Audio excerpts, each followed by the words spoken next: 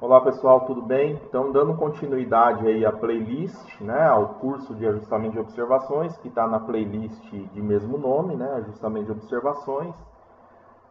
Hoje a gente vai falar de um assunto que eu chamo que é a terceira etapa aí do ajustamento, né? Então, o ajustamento de observações a gente já viu que tem que a gente estima, né, as grandezas incógnitas, a gente determina a matriz variância-covariância das grandezas incógnitas, do qual eu posso tirar depois ali, tirando a raiz quadrada, né, dos elementos da diagonal, eu consigo tirar então o desvio padrão. E uma terceira etapa que não pode faltar quando se faz um ajustamento de observações é fazer a análise estatística do ajustamento, ok? O ajustamento de observações por ser, né, o método dos mínimos quadrados, ele está dentro da área da estatística. Então, você trabalha com medidas que têm certezas, né, e que seguem uma determinada distribuição de probabilidade, normalmente a distribuição normal de probabilidade. Então, isso te possibilita que você faça então um teste estatístico do seu ajustamento. A gente também já viu lá no início da playlist, né, que o que é estimado pelo método dos mínimos quadrados sempre segue a distribuição normal, ok? Então, as grandezas incógnitas que são estimadas pelo método dos mínimos quadrados, né, ela, ela vai seguir a distribuição normal de probabilidade, né? Ela tende a seguir a distribuição normal de probabilidade, né? Quanto maior meu grau de liberdade, quanto mais medidas eu tenho, mais eu posso afirmar, né, que a minha estimativa segue a distribuição normal de probabilidade. Isso a gente viu lá para trás na playlist. A gente discutiu bastante sobre isso. Bom, hoje aqui a gente vai tratar de um assunto que ele tem uma certa complexidade, né? É, Inclusive é um dos temas, é um tema de pesquisa, né? Que isso tudo aqui está dentro de uma área chamada controle de qualidade do ajustamento de observações, né? Que é a parte do controle de qualidade tão estatístico do ajustamento. É um dos temas de pesquisa, né? Que eu atuo aí fazendo pesquisa. E então é um assunto que poderia render aqui horas e horas falando, né? A minha ideia futuramente é fazer uma playlist só sobre esse assunto, né? Dessa parte de controle de qualidade do ajustamento de observações, né? Mas, para esse momento, dessa playlist de ajustamento de observações, que é voltado para quem nunca viu, está aprendendo, um iniciante, né, na área do ajustamento de observações, eu decidi limitar apenas a mostrar como se aplica, né, essa análise do ajustamento. Então, vou fazer de forma bastante objetiva, sem provar as equações, e fazer praticamente para vocês, digamos assim, o passo a passo só de como que faz o teste, análise da qualidade estatística e do ajustamento. Quem tiver interesse, né, até eu lançar essa playlist que eu pretendo lançar no futuro, né, trabalhando então trabalhando esse assunto de forma mais profunda e trazendo também coisas que a gente tem feito na área da pesquisa sobre esse assunto. Mas quem tiver pressa pode estar aí consultando alguns artigos que a gente já tem publicado aí do grupo, né? Então vocês podem entrar lá no meu currículo Lattes, né? E procurar e ver lá as publicações, né? Então já tem bastante assunto ali que dá para pegar de forma mais aprofundada.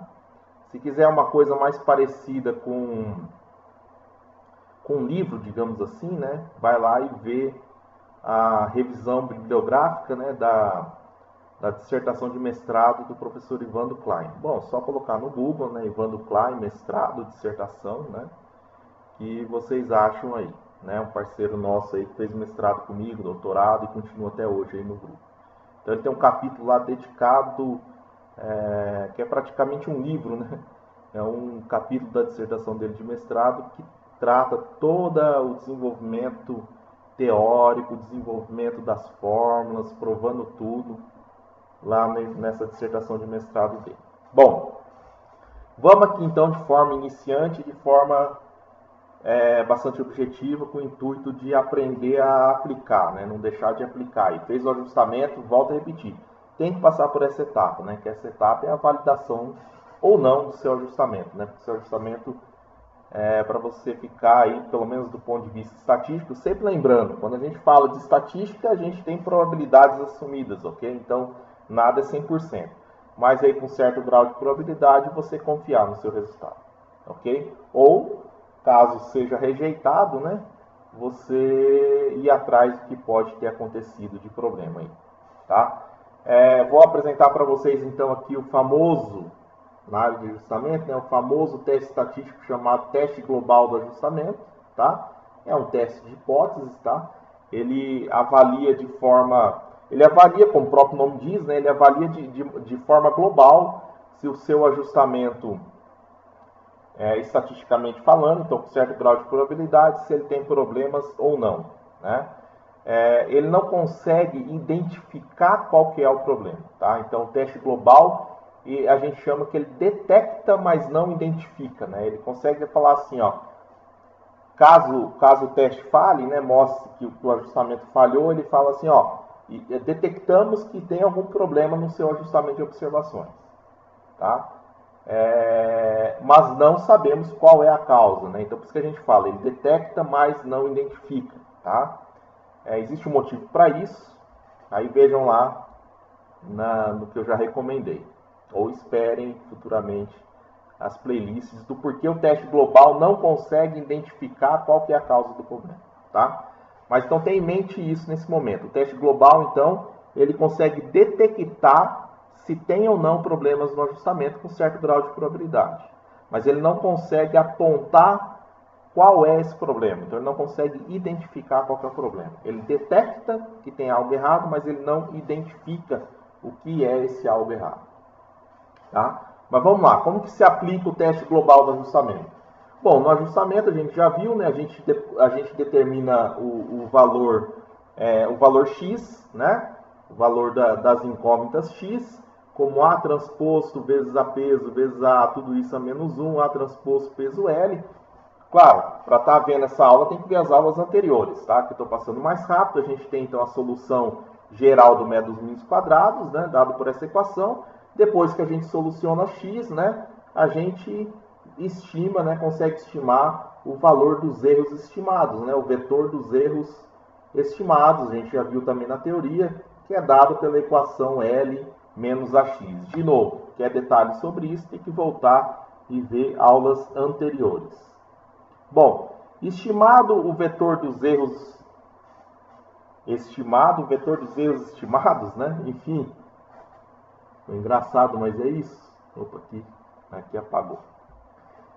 Depois disso, a gente pode calcular a soma ponderada do quadrado dos resíduos, que é dado por vetor dos erros estimados transposto, vezes a matriz peso, vezes o vetor dos erros estimados. Né? Isso aqui dá um somatório ao quadrado, né? Dos erros estimados, de cada erro estimado, de cada medida ponderado, né? Porque tem a matriz peso aqui no meio. Isso aqui vai dar um único número, né? Vai dar lá um escalar, isso aqui vai dar um número, tá?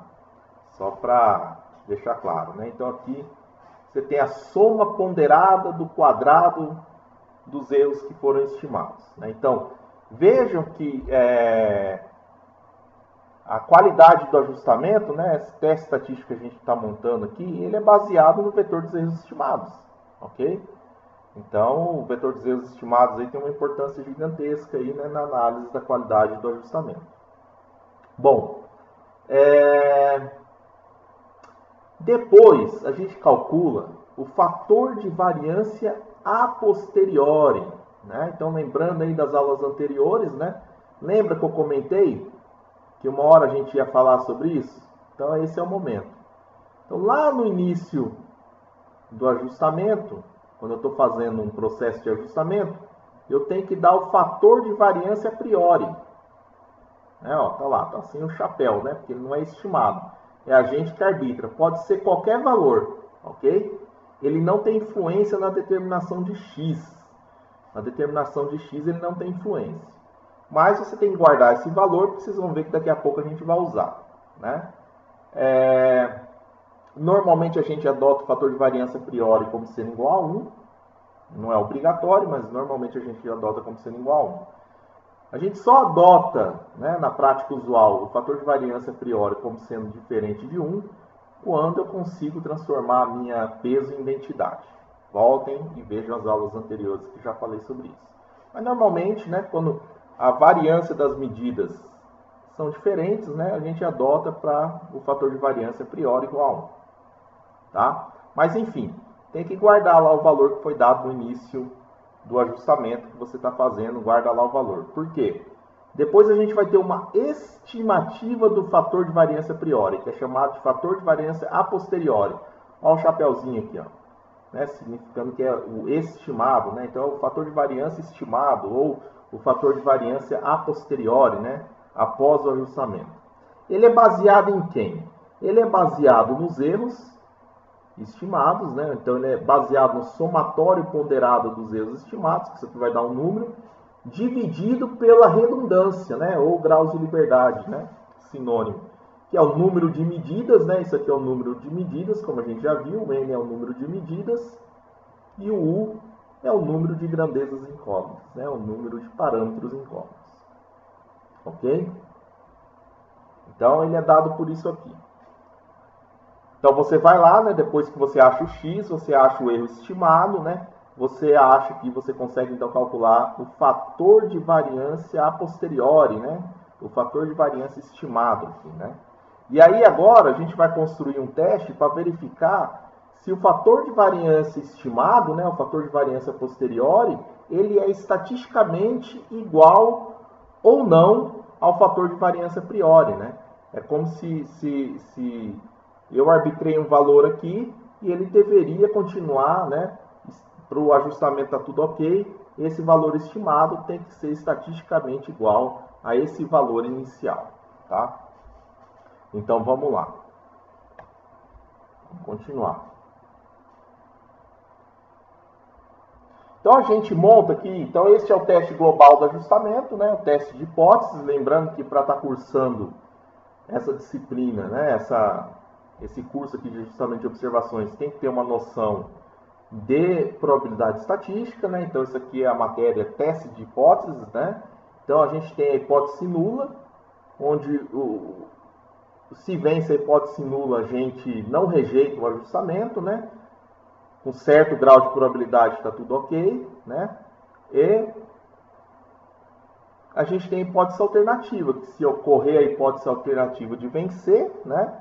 E a gente detecta que tem algum problema no processo de ajustamento. Mas, como eu já falei, né, a gente não identifica qual é o problema, tá?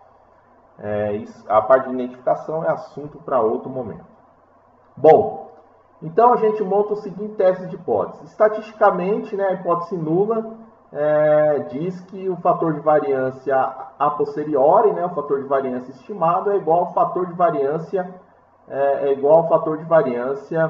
a priori, né? Então, estatisticamente falando, né? Então você já tem que ter noção de estatística, né? Então, dentro da estatística a gente tem as incertezas das medidas, incertezas de tudo aí, né? Então, quando eu falo uma igualdade estatística, não é que esse número aqui tem que ser exatamente igual ao outro número aqui, não. Na estatística, né, até brinco, né, que 2 pode ser igual a 1, né?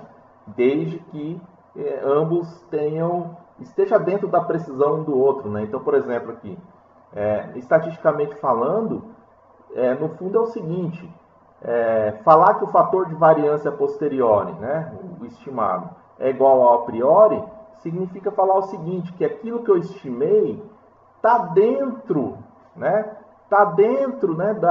do valor do que eu arbitrei, né, e está dentro da incerteza ali proporcionada pelo meu processo de medida, né? Então, não é que o valor numérico vai ser igual, mas ele está dentro do que se esperava que o fator de variância estimado, o fator de variância posteriori, poderia estar variando, né? De acordo com quem? De acordo com a precisão, né? De acordo com a matriz variância-covariância das minhas medidas.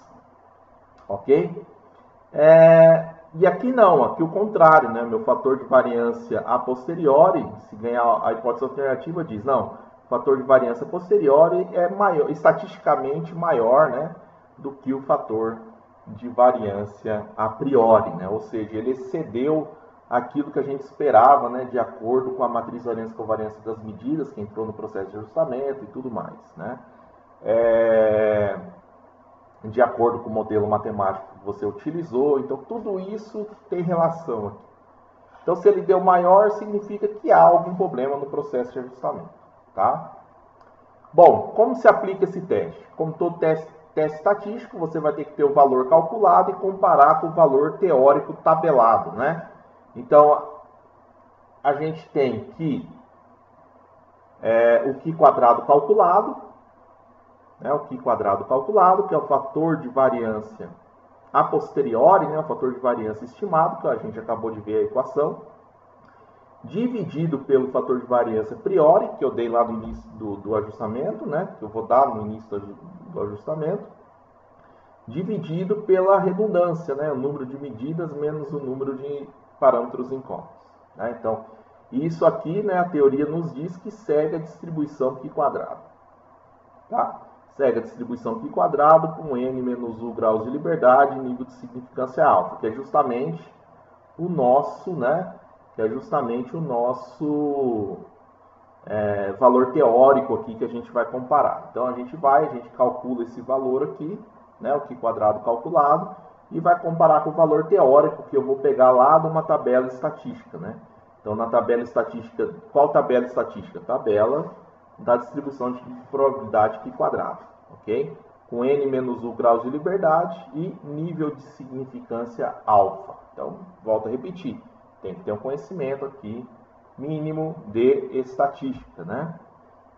Tudo bem? Então, aqui o nível de significância, né? A gente pode aplicar o teste para qualquer valor. Isso aqui dá um mundo se eu começar a discutir, inclusive é um dos temas nossos de pesquisa, essa questão do tamanho do nível de significância que a gente adota nos testes, né? Mas aqui vou seguir o arroz com feijão. Normalmente se adota 5%, tá? E dói eu falar isso aqui, afirmar, porque isso aqui é bastante relativo. Mas vamos seguir nesse momento, né, do aprendizado, é esse valor aí que normalmente se utiliza, tá? Normalmente se aplica o teste aí com nível de significância de 5%, né? Então de 0,05, né? Nível de significância de 0,05 ou 5%. Bom, se o meu Q quadrado calculado for menor do que o meu Q quadrado teórico, que eu pegar lá da tabela do Q quadrado, se ele for menor, vence a hipótese nula, ou seja, estatisticamente falando, né, o fator de variância posteriori é igual ao fator de variância a priori, está tudo ok, ajustamento não rejeitado, né? Então, ajustamento não rejeitado. Então, ok o ajustamento, claro, com um certo nível de probabilidade, né, com nível de significância aí de 5%, né? Então, lembrando um pouquinho de estatística bem rapidinho, né, se o nível de significância é 5%, né, o intervalo de confiança, né, 1 menos alfa, é de 95% de probabilidade, né? Então, ajustamento, se acontecer isso aqui, né, de ser menor, o calculado ser menor do que o tabelado, né, ajustamento não rejeitado com 95% de probabilidade ou nível de significância de 5%, tá? Lembrando que isso aqui, né, a gente que estipula 5%, etc, né, já comentei. Normalmente se usa esse valor, mas pode-se usar outros. Isso aqui é o mundo que a gente, inclusive temas de pesquisa, né, qual o valor mais adequado para o nível de significância. Bom, agora caso contrário, né, se o Q quadrado calculado for maior, né, aí o ajustamento é rejeitado e existe algum problema no processo de ajustamento. Que problema pode ser esse? Bom, como eu falei, detecta, mas não identifica qual é o problema, o teste global. Então, entre os problemas, né, o primeiro, mais óbvio, poxa, verifica lá se você não errou nada na hora de entrar com seus dados, né? Às vezes foi um erro humano aí de digitação, alguma coisa assim, algum erro humano na hora de aplicar alguma equação ali no computador. Então, verifica se não tem nenhum erro de cálculo, né? Erro da pessoa que está ali atrás da tela, ali entrando com os dados, enfim, né? Verificar se está tudo ok. Então, esse aqui é o primeiro passo, que a gente costuma errar bastante, pessoal. Você entra lá com os dados, está lá processando, às vezes você erra uma formulazinha, você erra algum dado lá que você entrou, né? Então, é o erro na parte de processamento dos dados. Bom, tirando isso, o que pode ser? Pode ser que tenha o quê? Erros outliers, né? Erros grosseiros no conjunto de medidas, né? Pode ser que tenha algum erro grosseiro afetando, um ou mais erros grosseiros afetando, né, o processo de medida, né? Então, lembrando que no ajustamento a gente quer que contenha apenas valores, medidas, erros aleatórios, né, contaminando essas medidas. Então, pode ter acontecido algum erro grosseiro, né, cometido algum erro grosseiro aí no processo de medida, no processo de aquisição de alguma medida ou de algumas medidas, né? Então, isso também é assunto para outro momento, que vai ter os testes estatísticos, um teste estatístico próprio para identificar qual observação possui erro grosseiro, tá? Uma coisa interessante que eu quero comentar aqui, que às vezes o erro grosseiro, que a gente chama de erro grosseiro, eu prefiro usar o termo outlier, porque o outlier engloba também erro aleatório, porque é o seguinte, você pode estar num processo de medida, não está cometendo nenhum erro sistemático, nenhum erro grosseiro. Você simplesmente, seu processo de medida, ocorreu um erro aleatório, que é inevitável. Mas aconteceu um erro aleatório daqueles que acontece bem de vez em quando, né? Onde tem uma probabilidade mínima de ocorrer. Mas aconteceu um erro aleatório cuja a dimensão é muito grande, né? Então você tem aí, está nos extremos, né, da distribuição de probabilidade. Então esse valor, embora não tenha origem como sendo uma origem de erro grosseiro, ele também faz o seu ajustamento ser rejeitado. Então é um outlier, é um erro aleatório extremo, né? Então o que a gente chama está dentro do universo dos outliers, né? Todo mundo aí sabe o que é, né? O cara é um outlier, ou seja, ele está muito fora daquilo que a gente esperava, tá? Então acontece essa mesma ideia para as medidas também, né? Mas voltando aqui então. Então é isso. Para aplicar o teste global do ajustamento, bem simples, calculou os erros estimados, né? Calculou o valor de x, claro, né? Achou a solução geral do ajustamento, né? Pelo método paramétrico, achou x. Depois você acha os erros estimados. Depois você calcula o fator de variância posteriori, calcula o Q quadrado calculado e calcula não, aí vai na tabela do Q quadrado, procura qual que é o valor teórico, com n menos u graus de liberdade nível de significância alvo, e verifica se seu valor calculado é maior ou menor do que o valor teórico. Se ele for menor, o ajustamento não é rejeitado, e se ele for maior, o ajustamento é rejeitado com um certo nível aí de significância. Ok? Para concluir, pessoal, quem não assistiu, volte um vídeo anterior, que eu vou aplicar agora o teste global, né, para deixar um exemplo aqui, embora agora os exemplos que a gente fizer de ajustamento sempre vai ter essa etapa, tá, de fazer o teste global. Voltem no exercício anterior, que é um exemplo de ajustamento, né, pelo método paramétrico, que a gente ajustou uma reta, né, a gente determinou os coeficientes de uma reta, a reta que melhor se ajustava aos dados. Então voltem lá para ver o exercício que a gente resolveu. Só que a gente resolveu só até estimar os parâmetros e a matriz variância e covariância dos parâmetros. A gente não aplicou o controle de qualidade estatístico, né? Então a gente vai fazer isso agora. Aqui eu só mostrei, então vocês têm que voltar, quem não assistiu tem que voltar lá para assistir a aula, que eu já rodei no Scilab, já fiz tudo que tinha que fazer, né? Só para mostrar aqui. Então lá no exercício anterior, né, da playlist, que é esse exercício de ajustar uma reta, que foi para determinar os coeficientes de uma equação da reta, que melhor se ajustava às medidas, a gente adotou o fator de variância a priori como sendo 1. Lá nesse exercício a gente tinha 6 medidas e 2 parâmetros, né, os 2 parâmetros que são os coeficientes da reta, da equação da reta que eu quero determinar. Bom, aí claro, não mostrei com o resultado, mas a gente estimou x, né, e com x a gente agora fui lá no Scilab, continuei o exercício, achei os erros estimados, né, que é dado pelo vetor L menos A que multiplica x, cheguei nesses valores, né. Aqui quero chamar a atenção, ó, só de olhar o vetor dos erros estimados, já tem uma noção de como foi a qualidade do meu ajustamento. Então, se vocês reverem o exercício, vocês vão ver que o desvio padrão que eu forneci lá no início do exercício das minhas medidas tinha qualidade decimétrica. Então, se a gente para olhar aqui os erros estimados de cada medida, eles também têm um comportamento decimétrico, né? Então, aqui já é um sinal bacana, né? Então, aqui já é um sinal legal que o meu ajustamento parece que está tudo ok, né?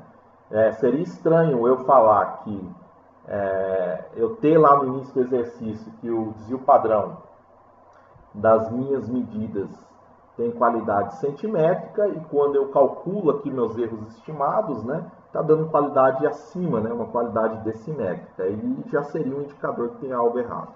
Então era para estar se esperando centímetros aqui também, né, enfim. Aliás, isso é uma das causas, né, que eu esqueci de comentar, uma das causas que pode fazer com que o teste global detecte problemas. Pode não ser erro grosseiro, nada disso, e pode ser simplesmente que a sua matriz variância e covariância das medidas não está bem definida, né? Então é justamente isso que eu estou comentando. Você falar, por exemplo, que você tem medidas com qualidade milimétrica, quando o que aconteceu na realidade são medidas com qualidade decimétrica, por exemplo, né? Aí o ajustamento não, né? Se você faz análise estatística, ele vai pegar isso, né? Ô, calma aí, camarada. Você está falando que suas medidas têm qualidade milimétrica, mas os erros estimados aqui a gente está vendo claramente, está estourando aqui, está dando decimétrico. Será que isso é problema de erro grosseiro nas medidas ou será que você está falando que é milimétrico, mas na verdade é decimétrico? Então tudo isso tem que ser analisado, ok? Bom, vamos continuar aqui. Então aqui nesse caso não. Aqui, no caso desse exemplo, né, do exemplo anterior que eu estou aplicando agora aqui o teste global, aqui ao olhar o vetor dos erros estimados já fiquei contente, porque tenho a qualidade decimétrica da precisão das minhas medidas e aqui está comportando também de forma decimétrica, tá? Bom, continuando. Aqui está somatório do quadrado dos erros estimados ponderados, que deu 4,07, né? 4,07. Aqui eu vou fazer um spoiler de uma playlist que eu vou fazer futuramente, né? Com aprofundamento no tema de controle de qualidade. Não resisti, vou dar um spoiler aqui, que eu acho isso aqui bem interessante. A esperança matemática do somatório ponderado dos erros estimados, isso é muito legal. Sabe qual que é a esperança matemática? É n menos u. É a redundância, é o grau de liberdade. Qual que é a redundância que eu tenho nesse exemplo? 6 menos 2, 4. Então, a esperança matemática é que o somatório do quadrado dos erros estimados ponderados, né, seja igual a 4. E de fato, ó, né, lembrando, a gente está falando de estatística, tá? A igualdade não teria que dar exatamente 4, né? Está dentro das incertezas, né, das medidas, de todo o processo aí, ok? Ó, mas notem, deu 4,07, tá? Então aqui um spoiler aqui que eu dei, né? Ok? Mas ok, vamos lá, vamos continuar, esquece isso aqui.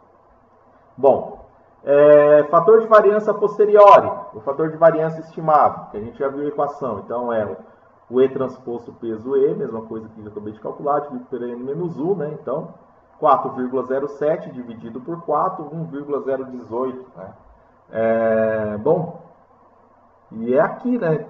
Aqui você já dá uma olhada, aqui você já fica contente, porque lembrando que no início do exercício, né, a gente deu que o fator de variância a priori, né, é 1. Né? Então aqui 1 e o fator de variância posterior deu 1,018, tá com uma cara boa, né? Bom, então será que estatisticamente 1,018 estatisticamente falando nesse meu ajustamento é igual a 1, né? Então será que o fator de variância posterior é igual ao fator de variância a priori, estatisticamente falando, né? Então você vai lá, acha que quadrado calculado, que é o fator de variância posterior dividido pelo a priori, que multiplica n menos u, que deu 4,07. Olha que interessante.